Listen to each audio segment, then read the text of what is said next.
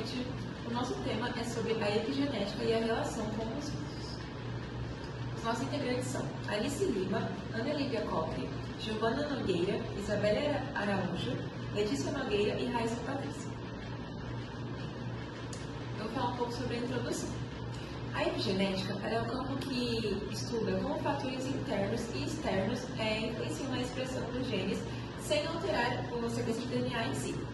Isso significa que mesmo que o nosso código genético seja o mesmo ao longo da vida, diferentes experiências podem mudar a forma como esses genes se manifestam.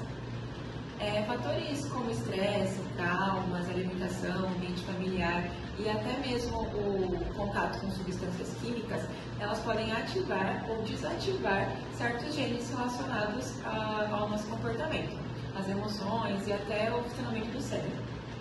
Por isso, quando nós falamos de vícios e transtornos de dependência, a epigenética se torna fundamental, porque ela mostra pra gente que a vulnerabilidade ao vício ela não depende só da genética ou da personalidade da pessoa, mas ela também depende das vivências e do ambiente a qual o indivíduo foi exposto ao longo da vida.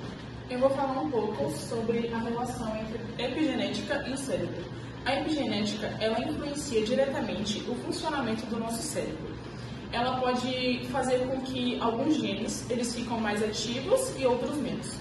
E isso afeta emoções, memória ou até mesmo a forma de como tomamos decisões. Na prática, isso significa que nossas experiências, desde situações de estresses ou até momentos positivos, eles podem modificar a forma de como o nosso cérebro trabalha. Essas alterações, elas também podem atingir o sistema de prazer e recompensa, que são responsáveis pela sensação do bem-estar.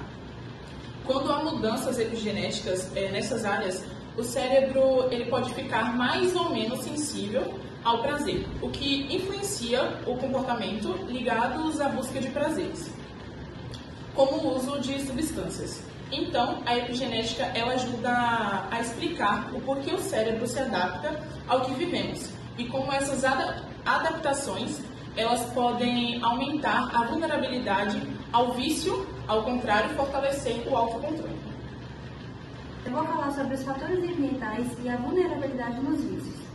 O ambiente influencia a expressão dos genes ligados ao comportamento, que são os estresses, traumas, alimentação inadequada e experiências sociais, que podem ativar ou silenciar os genes envolvidos nos controles das emoções.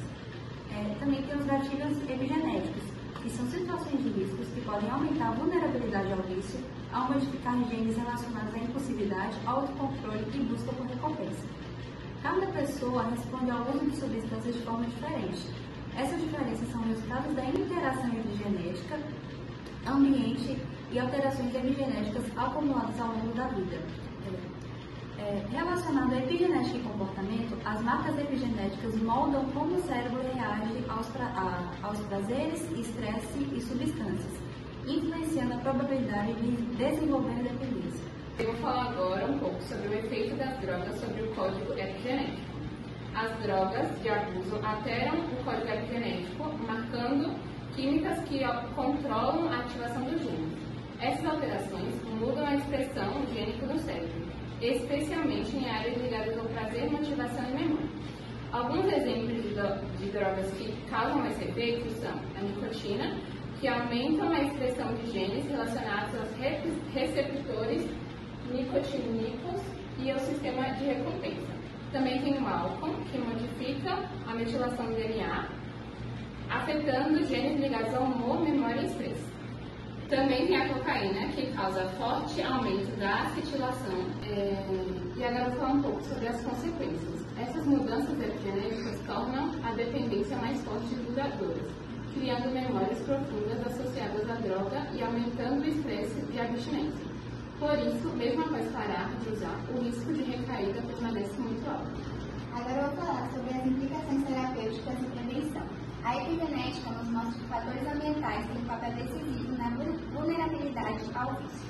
Estresse, traumas, má alimentação e até experiências sociais funcionam como gatilhos epigenéticos capazes de modificar a maneira como certos genes são ativados ou silenciados. Entre esses genes estão aqueles relacionados à impulsividade, autocontrole e aos sistemas de recompensa do cérebro. Essas alterações ajudam a explicar por que as pessoas expostas às mesmas substâncias podem reagir de forma tão diferente, enquanto algumas desenvolvem dependência com mais facilidade. Outras não apresentam a mesma sensibilidade. Assim, o vício deixa de ser visto apenas como escolha individual e passa a ser entendido como resultado de uma interação complexa entre o ambiente, biologia e história de vida.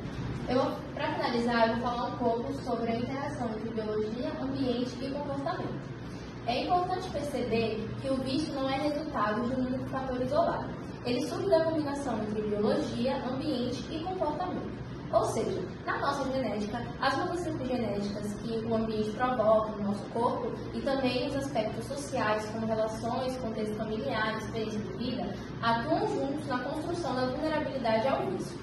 Quando entendemos essa interação, fica muito mais fácil de enxergar o vício como um fenômeno complexo e não como uma falta de força de vontade. Isso é essencial, tanto para um tratamento mais eficaz, quanto para reduzir o estigma que muitas pessoas enfrentam.